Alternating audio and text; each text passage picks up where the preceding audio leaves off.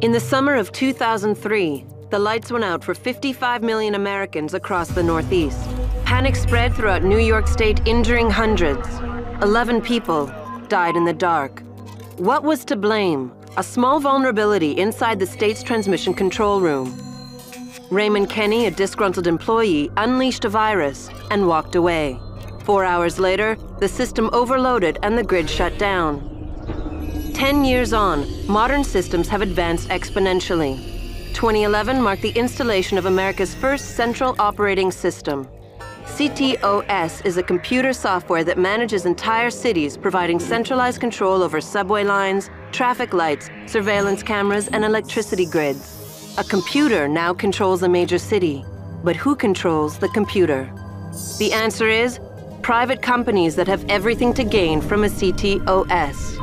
Personal data collection is the key commodity. You are no longer an individual.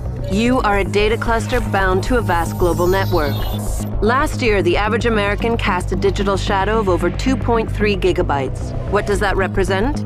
Of course, there are credit cards, medical records, and reading habits, but a CTOS includes much more. Massive data silos track and sort every moment of your digital life, revealing how you think and what you believe.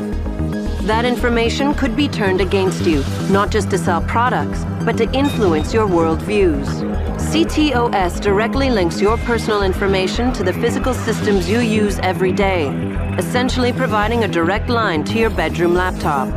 Because all data is interconnected, from Nigerian email scams to hardcore pornography, online shopping to emergency services. It's all part of the same network. 10 years ago, one man shut down the entire Northeast from a central control room. Today, everything can be hacked. No one knows what part of the system will be exploited, but everyone agrees the next assault will do more than just turn out the lights.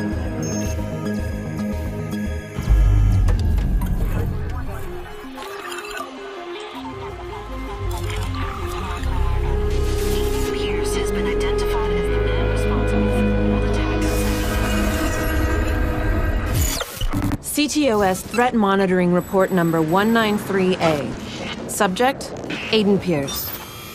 On October 26, 2012, at 16:30 Central Time, CTOS Network Security detected multiple breaches in our system. This was a Level 3 network intrusion. On-site surveillance cameras and first-hand eyewitness confirm Aiden Pierce at the site of the intrusion. We now have solid confirmation that Pierce can breach the CTOS Populous database at will. This grants him access to names, salaries, occupations, and countless clusters of private information. Attempts to track and block his access points have proven unsuccessful. The illegal hacks used by Pierce give him access to secure banking accounts. In this case, he uses private account information to withdraw stolen funds from a nearby ATM. Moments later, we detected a new intrusion from an unknown party. It appears we are not the only people tracking and monitoring Pierce. Make note of this, as we'll come back to it later. Starting at 16:32 Central Time, a series of escalating events. Pierce accesses data on Sandy Higgins, a teacher with a restraining order against her ex-husband Bobby Sawicki. The CTOS crime prevention system flags Higgins as a potential victim. Upon receiving the CTOS notification of an imminent crime, Pierce decides to follow Miss Higgins. This course of action was noted by a criminologist and will be added to his upcoming psych report. I swear I will. I'm not gonna let you get away with it. Don't touch me, I'm warning you. Here we see Pierce intervene, saving Higgins. When the attacker flees, the CTOS crime prevention system prompts Pierce to capture her attacker. It should be noted that this indicator is part of a beta system intended for Chicago PD. We don't know how Pierce gained access to this, but it's clear this breach goes far deeper than we ever imagined. Next is a hack we were completely unaware of. Pierce somehow overloads an electrical fuse box. The implications of this are obvious, but what happens next is even worse. Chicago PD responds to the disturbance, but Pierce eludes the officers by using our system against them. When a CTOS hack isn't immediately available, Pierce does not hesitate to use more conventional tools. Our image recognition systems confirm that Pierce is armed with a 9mm handgun. The lesson is, do not mistake Pierce for just another hacker. He's something more. Despite Chicago PD's considerable show of force against Pierce, he managed to escape the area by disrupting the CTOS transit system.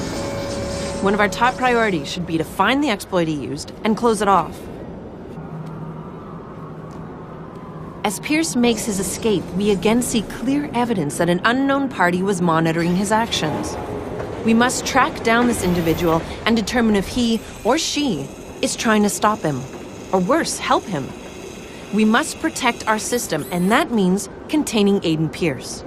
Any breach of CTOS is a danger to everyone.